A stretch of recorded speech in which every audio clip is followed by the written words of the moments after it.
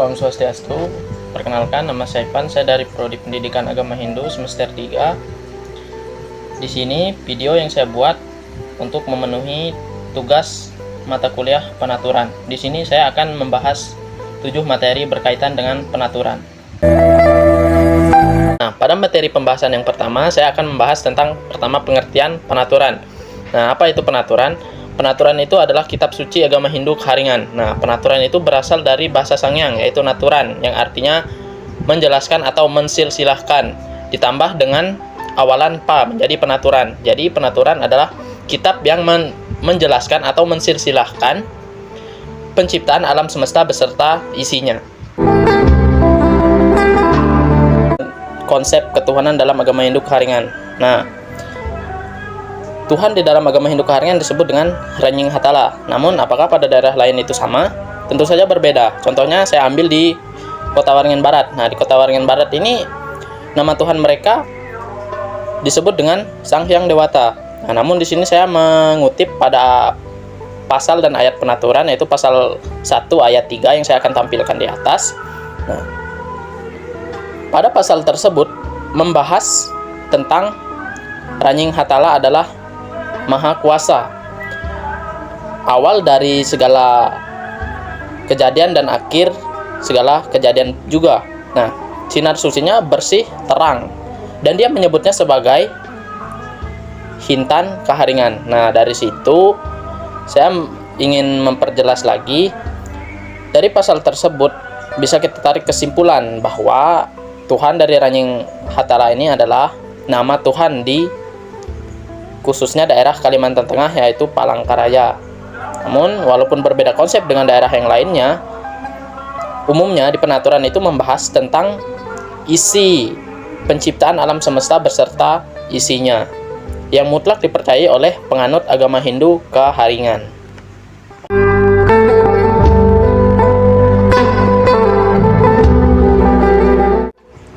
Nah, pada pembahasan yang ketiga di sini saya akan membahas konsep dewa-dewi atau istilah dewa-dewi di dalam Keharingan. Nah, hal tersebut diatur dalam pasal 3 ayat 7 dan pasal 3 ayat 19. Di sini saya akan tampilkan pasal-pasal tersebut di atas. Nah, pada pasal 3 ayat 7 di sini bisa kita lihat dia membahas ketika Ranying Hatala sudah berkehendak dan yang disebut Raja Uju itu pun mendekati Ranying Hatala untuk mendengar firman-Nya. Dan disitulah Ranying Hatala memberi nama bagi mereka. Nah, nama-nama tersebut antara lain Janjulung Taturiwut, Gembala Raja Tenggara, Sangkarya Nyaru Menteng, Raja Tuntung Tahaseng, Tamanang Tarai Bulan, Raja Sapanipas, dan Raja Mise Andau. Nah, dari pasal tersebut kita bisa mengetahui dewa-dewi dalam penaturan.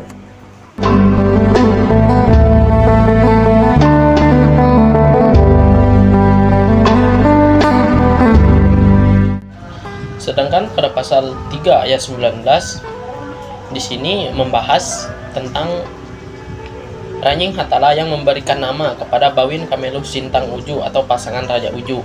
Nah, nama yang pertama disebut Kameluh Selung Untung, kedua Kameluh Selung Buhul, ketiga Kameluh Selung Bulan, keempat Kameluh Selung Bintang, kelima Kameluh Selung Darah, dan yang keenam Kameluh Timbang Timbangan Darah, dan yang ketujuh Kameluh Timbang Timbangan Nyahu.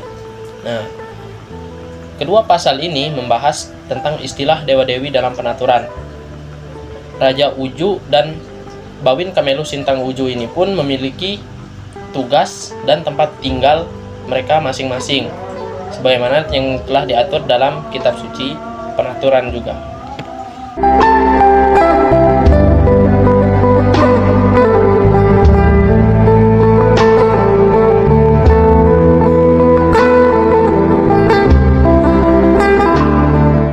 Nah, pada materi yang keempat di sini saya akan membahas tentang proses penciptaan alam semesta. Nah, di dalam penaturan, proses penciptaan alam semesta itu diatur dalam pasal 2 ayat 3 sampai pasal 2 ayat 12. Nah, di mana pada pasal-pasal ini membahas tentang kehendak-kehendak Ranying Hatala sehingga terciptalah alam semesta. Nah, di sini saya akan membahas salah satu ayat, yaitu pasal 2 ayat 3 yang saya akan tampilkan di atas. Isi dari pasal 2 ayat 3 ini bercerita tentang Ranying Hatala mengambil dan melepaskan lawung singkap antang ini dan membuka serta meletakkannya di naga Hai Galang Petak. Nah, sehingga lawung singkap antang ini menjadi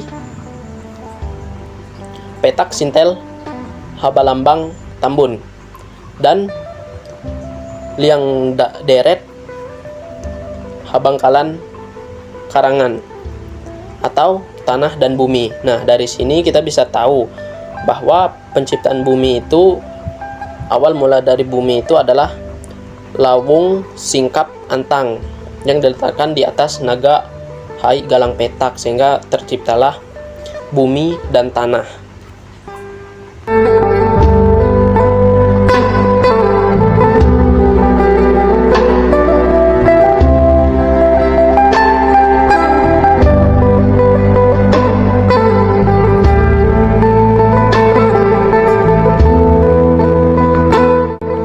Pada materi yang kelima, di sini saya akan membahas tentang konsep manusia pertama.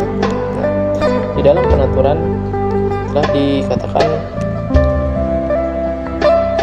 dan telah diatur tentang konsep penciptaan manusia pertama. Contohnya seperti pada pasal 5 ayat 10, yaitu tentang kejadian wujud laki-laki yang berasal dari garing lalunjung dan sebuah butah nyarata kapenyang yang berisi pakaian wujud perempuan. Selain itu, yaitu ada pasal 5 ayat 11. Nah, pasal 5 ayat 11 ini menceritakan tentang kejadian Janjulung Garing, wujud laki-laki yang terjadi dari sinar suci. Nah, itu selanjutnya itu pada pasal 12. Nah, pasal 12 ini menceritakan tempat tinggal Tunjang Garing tadi. Nah, pasal 13 menceritakan wujud laki-laki yang diberi nama oleh Ranying Hatala. Nah, nama laki-laki tersebut yaitu menyamai Tunggul Garing Janjahunan Laut. Nah, sementara pada pasal 5 ayat 24 menceritakan tentang wujud perempuan yang diberi nama oleh Ranying Hatala, yaitu Kameluk Putak Pulau, Janjunan Karangan Lumut, Batu Kamasan Tambun. Nah, dari situ saya akan menampilkan pasal 5 ayat 13 dan pasal 5 ayat 24 untuk manusia pertama ini. Nah, dari penciptaan wujud laki-laki dan perempuan ini terjadilah suatu perkawinan. Nah, dari perkawinan itu melahirkan yaitu 3 orang anak, atau disebut anak kembar 3, yaitu yang bernama Raja Sangyang, Raja Sangen, dan Raja Bunu. Nah, Raja Sangen dan Raja Sangyang ini tinggalnya di Kayangan, sementara Raja Bunu ini diturunkan ke dunia. Mungkin itu sekilas tentang konsep manusia pertama yang saya bahas.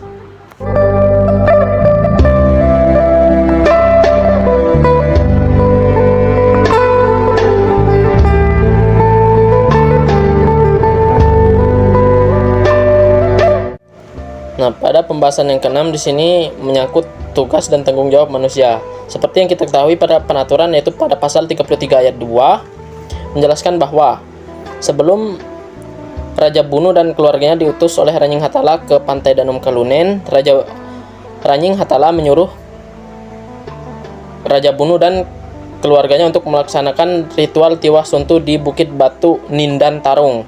Hal tersebut untuk menjadi contoh bagi keturunan Raja Bunu untuk kembali kepada Ranying Hatala. Nah, bisa disimpulkan dari situ tugas dan tanggung jawab manusia yaitu untuk mengikuti semua ajaran dan melaksanakan ajaran-ajaran yang telah diajarkan oleh Ranying Hatala.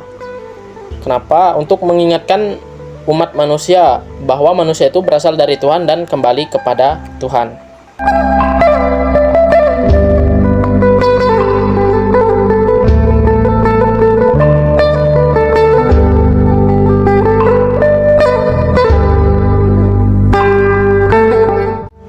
Nah, pada pembahasan yang terakhir yaitu tentang etika kita kepada Tuhan, etika kita kepada sesama manusia, dan etika kita kepada diri sendiri, serta etika kita kepada alam. Nah, di dalam penaturan ada yang namanya pasal 41 ayat 44. Di situ menjelaskan sedikit tentang etika dan perilaku. Nah, kepada manusia kita tidak boleh jahat atau tidak boleh menjahati sesama. Nah, sementara pada alam kita itu harus menjaga alam semesta sebagai bentuk etika kita.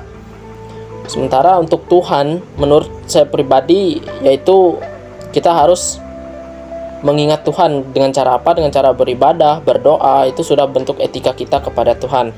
Nah, yang terakhir yaitu kepada diri sendiri. Nah, etika kita kepada diri sendiri itu tidak melulu tentang hal besar. Contohnya seperti kita yakin dan percaya adanya Tuhan itu, dan yakin kepada kepercayaan yang kita anut, itu merupakan etika kita kepada diri sendiri. Mungkin itu sedikit penjelasan tentang etika kita terhadap Tuhan, alam, sesama manusia, dan kepada diri sendiri. Sekian video dari saya.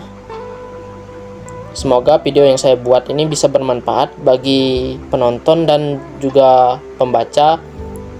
Saya akhiri video saya dengan mengucap Paramasanti. Om Santi Santi Santi Om Sahe.